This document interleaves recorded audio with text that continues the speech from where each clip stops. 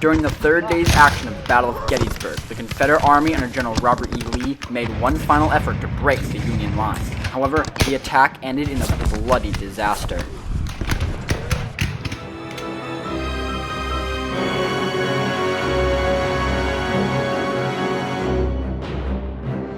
On July 1st, 1863, just north of Gettysburg, Pennsylvania, the Confederate Army of Northern Virginia under General Robert E. Lee successfully drives back part of the Union Army of the Potomac under General George Meade.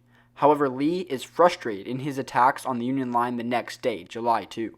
Even so, Lee plans to renew the attacks on the 3rd. But as the sun rises on July 3rd, a fight begins on Culp's Hill as both sides launch attacks.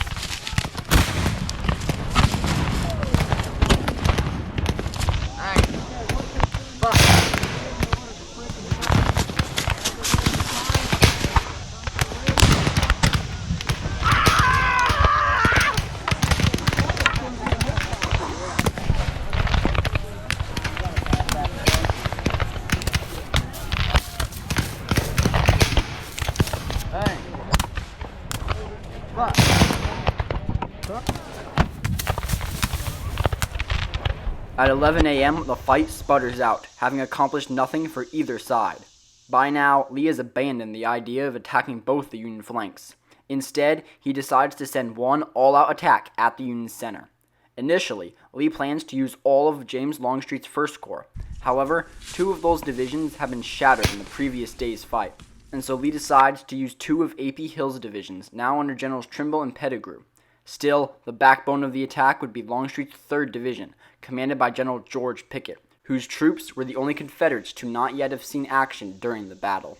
General James Longstreet, who was ordered by Lee to oversee the attack, strongly protests, saying that the attack was bound to fail, encouraging to instead move around to the right and get between Meade and Washington.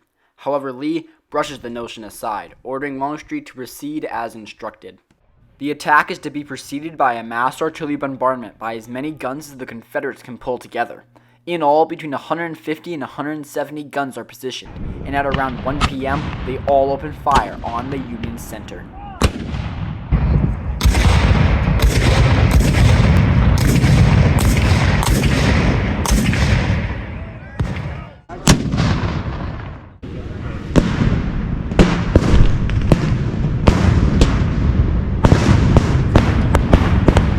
About 80 Union guns answer, creating the largest artillery bombardment during the Civil War.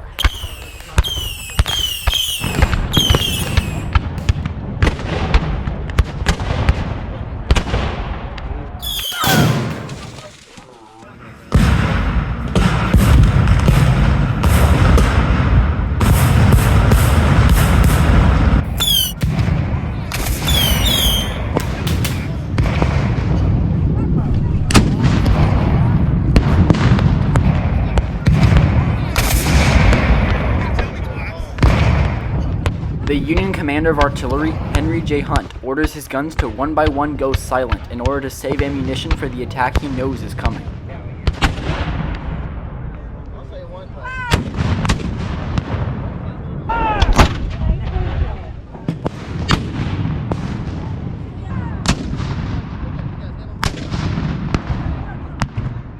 When the bombardment ends around 3 p.m., the Confederates have caused little damage, and any Union pieces that were damaged are quickly replaced. Once the guns go silent, the Confederate attack, about 12,000 strong, moves out of the trees and over Seminary Ridge, beginning the most infamous charge of the Civil War.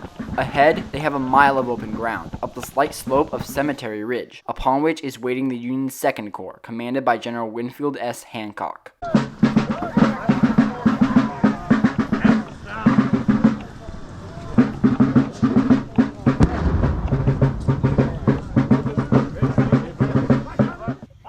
As they advance, long-range artillery knocks holes in the line.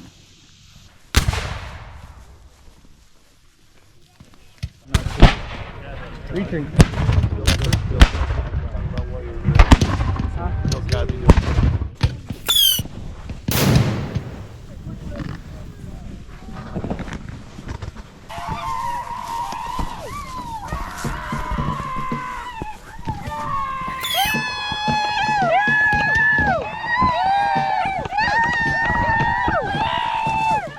the rebels cross the Emmitsburg Road, they enter rifle and canister range.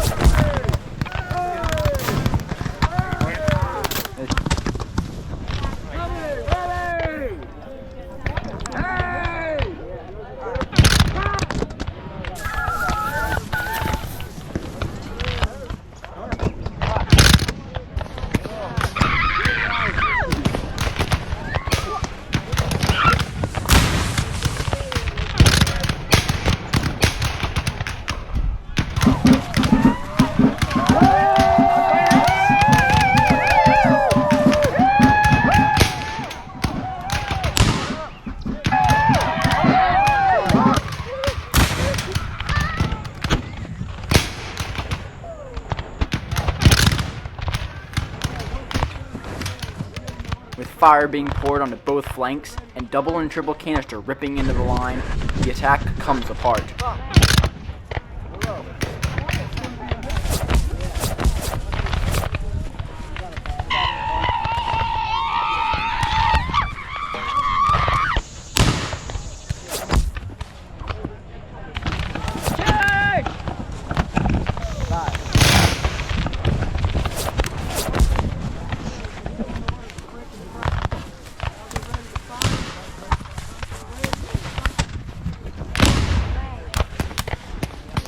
Only a few troops even reached the conversion point, a clump of trees in the middle of the Union line.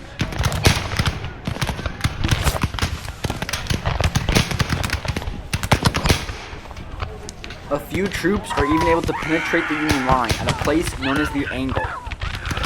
Most of these troops are under the command of General Lewis Armistead. Union reinforcements pour into the gap, and all Confederate soldiers who have crossed the stone wall are killed or captured, including Armistead. All other survivors fall back to the Confederate line. When General Lee tells Pickett to reform his division, Pickett answers, "I have no division." He isn't far from the truth, for the attackers have suffered well over 50% casualties. In coordination with Pickett's charge, Confederate cavalry under General Jeb Stuart was supposed to go around to the Union rear. However, the strike is intercepted by Union cavalry, and after a quick fight, Stuart is forced back. Lee expects a counterattack by Meade. However, no attack comes.